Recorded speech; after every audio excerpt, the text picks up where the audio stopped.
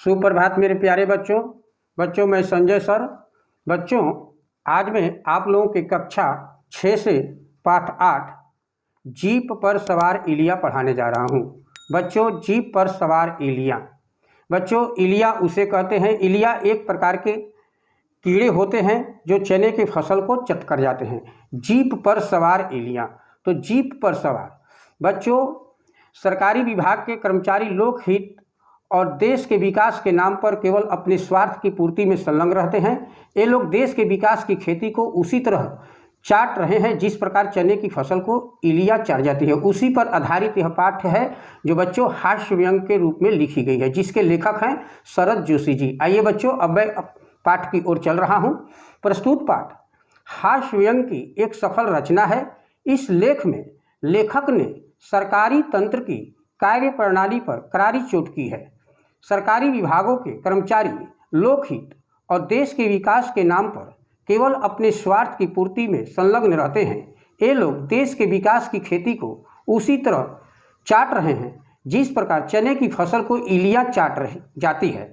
लेखक शरद जोशी जी की भाषा का चुटलापन देखते ही बनता है। बच्चों इस पाठ को आप लोग 2-3 बार पढ़ लीजिएगा क्योंकि वीडियो काफ़ी लंबा हो जाएगा, इसलिए मैं केवल इस पाठ का सारांश बतला दे रहा हूँ। पाठ का सारांश है, यूँ तो यह पाठ हास्य व्यंग रचना है।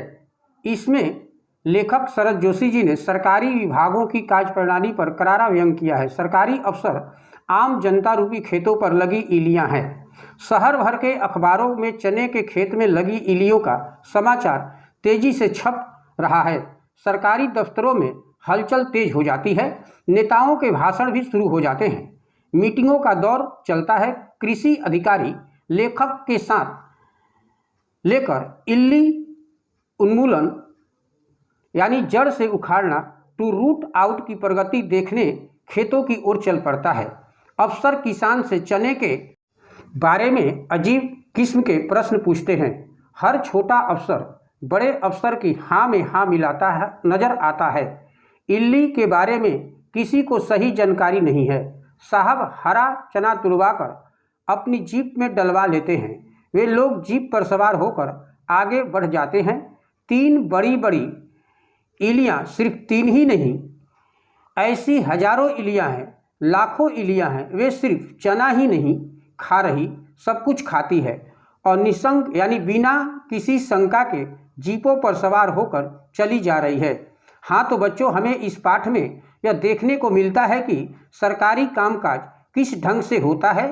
सरकारी कर्मचारी देश के विकास के नाम पर अपने स्वार्थों की पूर्ति में लिप्त रहते हैं। इसके अलावा इस पाठ में कृषि विभाग के अधिकारियों, नेताओं, मंत्रियों तथा कार्यकर्ताओं पर व्यंग किया गया है। ये लोग ही शोर शराबे मचाकर अपने स्वार्थ की पूर्ति कर रहे थे।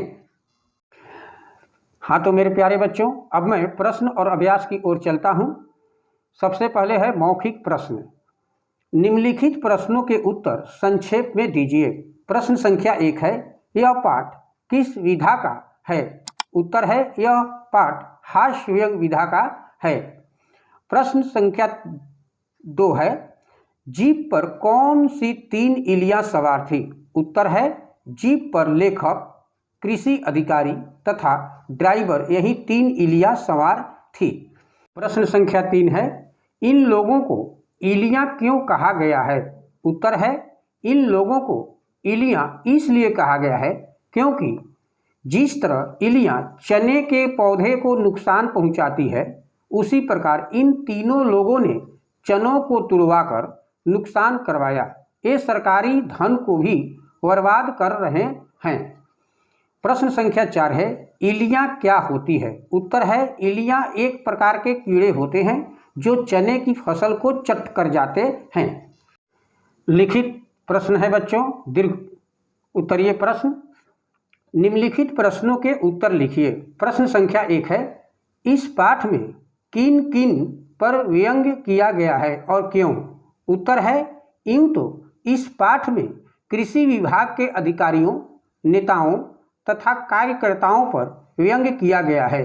ये लोग ही शोर शराबा मचाकर अपने स्वार्थ की पूर्ति कर रहे थे।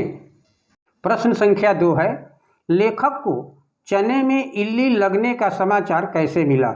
उत्तर है, लेखक को चने के फसल में इल्ली लगने का समाचार अखबारों से मिला। एक कृषि अधिकारी ने भी उन्हें इल्ली लगने के बारे में बताया। प्रश्न संख्या 3 है, लेखक ने इल्ली का संबंध ईला से किस प्रकार स्थापित किया है? उत्तर है, ईला पृथ्वी को कहते हैं।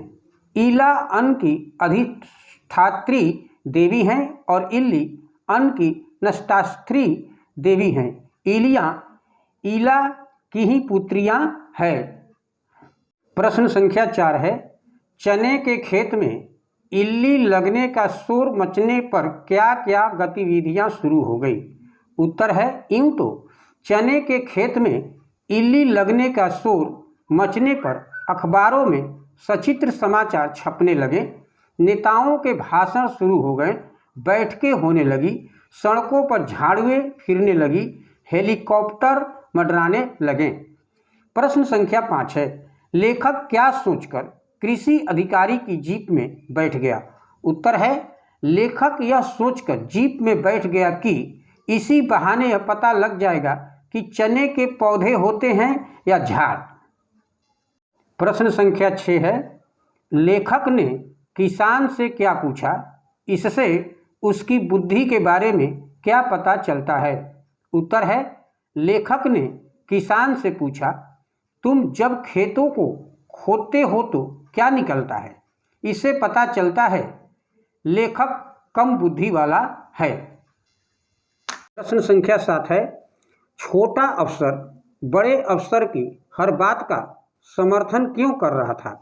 उत्तर है, यूं तो छोटा अफसर बड़े अफसर की हर बात का समर्थन उसकी चापलूसी करने के लिए कर रहा था। प्रश्न संख्या 8 है, छोटे अफसर ने किसान को घुड़क कर क्या कहा? उसने ऐसा क्यों कहा होगा?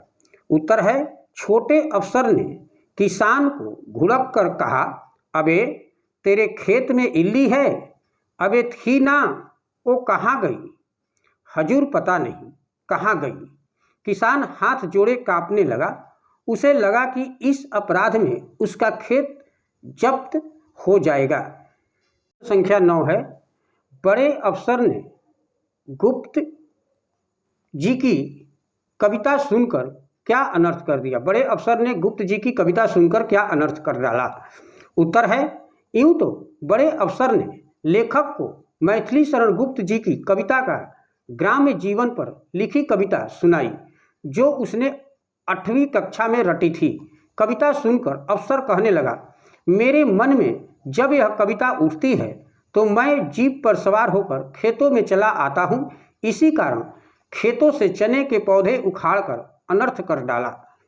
प्रश्न संख्या 10 है, पाठ के व्यंग्य को अपने शब्दों में स्पष्ट कीजिए। उत्तर है, सरकारी अधिकारी अपने अल्प ज्ञान तथा स्वार्थ के कारण गरीबों का अहित करवा डालते हैं। पाठ में यह व्यंग्य किया गया है। आइए बच्चों, अब मैं अर्थग्रहण संबंधी प्रश्न की ओर चलता हूँ। निम्नलिखित गद्यांश को पढ़कर पूछे गए प्रश्नों के उत्तर लिखिए।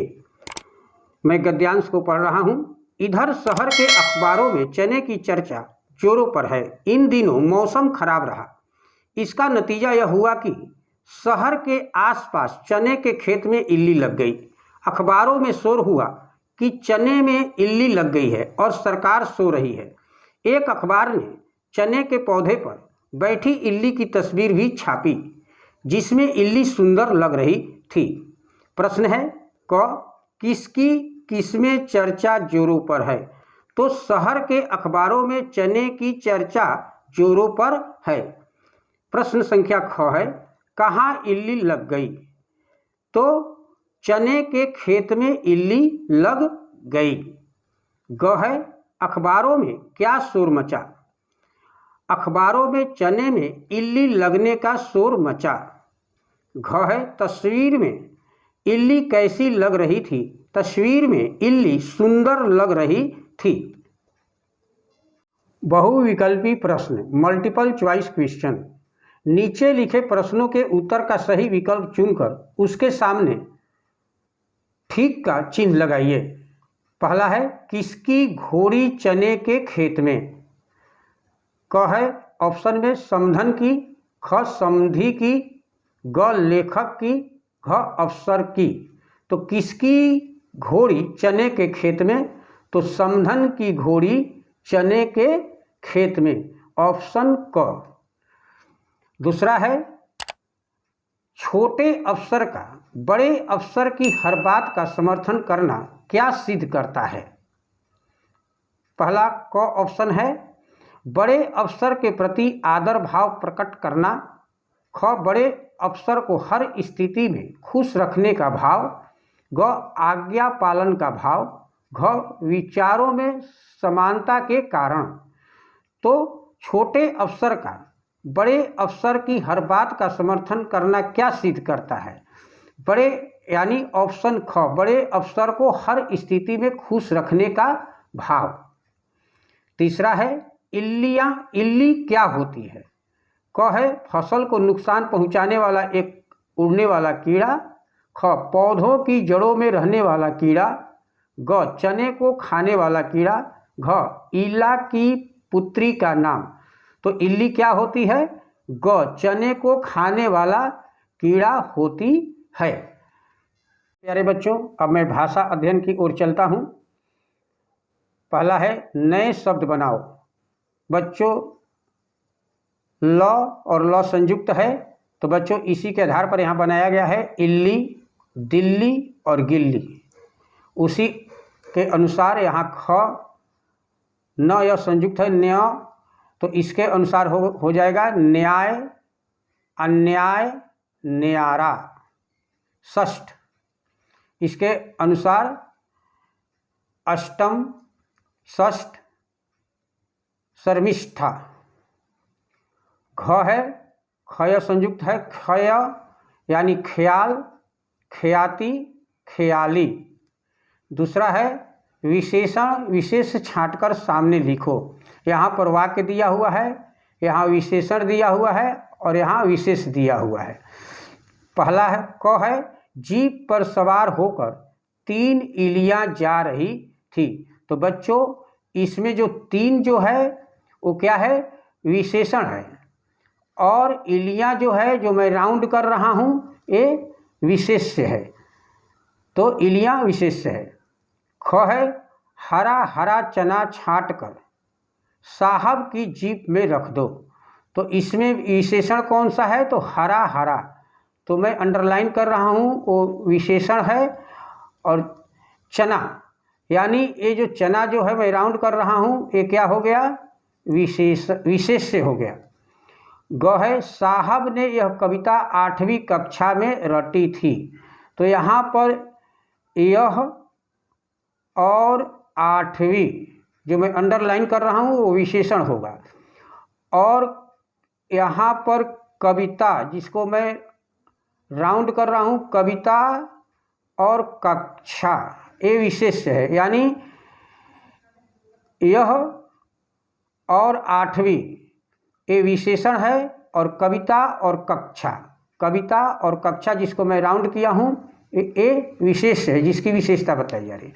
घ यहाँ प्राचीन काल में ग्राम था। तो यहाँ प्राचीन जो होगा ये विशेषण हो जाएगा, और काल राउंड में है, काल जो है ये जो हो जाएगा वे यह विशेष हो जाएगा। यानी यहाँ प्राचीन काल में ग्राम था, तो प्राचीन क्या हो जाएगा? विशेषण हो जाएगा, और काल विशेष हो जाएगा। है निर्देशानुसार वाक्य बदलिए। बच्चों क को प्रश्नवाचक वाक्य में बदलना है। खेत में इल्ली लगी है, तो हमें इसको प्रश्न के रूप में पूछ सकते हैं। कैसे? तो क्या खेत में इल्ली लगी है, यहाँ हम प्रश्नवाचक चिन्ह दे देंगे। यानी खेत में इल्ली लगी है, क्या खेत में इल्ली लगी है? ख है अबे तेरे खेत में इल्ली है, इसे निषेध वाचक वाक्य में लिखना है। तो हम क्या करेंगे? अबे तेरे खेत में इल्ली नहीं है, या हम खड़ी पाई दे देंगे। ग खेत में इल्ली लग गई है, तो इसको विस्मय सूचक वाक्य में लिखना है। तो खेत में इल्ली लग गई है, ओह खेत में इल्ली लग गई है। इसके बाद आज्ञावाचक वाक्य में यानी घ आज्ञावाचक में खेतों में दवा छिड़कनी चाहिए, खेतों में दवा छिड़को। हम यहाँ पर आज्ञा देने के अर्थ में हम इसे लिखेंगे, खेतों में दवा छिड़को हो गया आज्ञावाचक वाक्यों में। चौथा है भाववाचक संज्ञा बनाओ। क नम्र, इसका क्या होगा भाववाचक संज्ञा? तो नम्रता। ख है चहचहाना यानी चहचहाहट। ग है साफ यानी सफाई, भाववाचक संज्ञा हो गया। घ है कमाना, इसका भाववाचक संज्ञा हो जाएगा कमाई। पांचवा है निम्नलिखित वाक्यों में प्रयुक्त क्रिया पद के नीचे रेखा खींचिए। क है चल, जरा जल्दी कर, तो जल्दी कर क्या है? एक क्रियापद है। ख है 3 इलिया खेतों की ओर चली जा रही है, तो इसमें चली जा रही है एक क्रियापद है, अंडरलाइन किया हुआ है, पहले से ही मैं कर दिया हूँ। ग है वे दोनों चुपचाप चलने लगे, तो चलने लगे इसमें क्रियापद है। घ है आपके सामने पेश कर दूंगा, तो इसमें पेश कर दूंगा क्रियापद है। और अंगा है मैं निश्चित रूप से कह सकता हूँ, तो इसमें कह सकता हूँ क्रियापद है। बच्चों आप लोग इस पाठ को अच्छे तरीके से आप लोग पढ़ लीजिएगा और इसमें जितने भी शब्द भंडार है उसे अपनी कार्य पुस्तिका में अवश्य ही लिख लीजिएगा। और जितने भी मौखिक और लिखित प्रश्न हैं अपने कार्य पुस्तिका पर लिख करके उसे याद करते रहिएगा। थैंक यू मेरे प्यारे बच्चों, मैं संजय सर।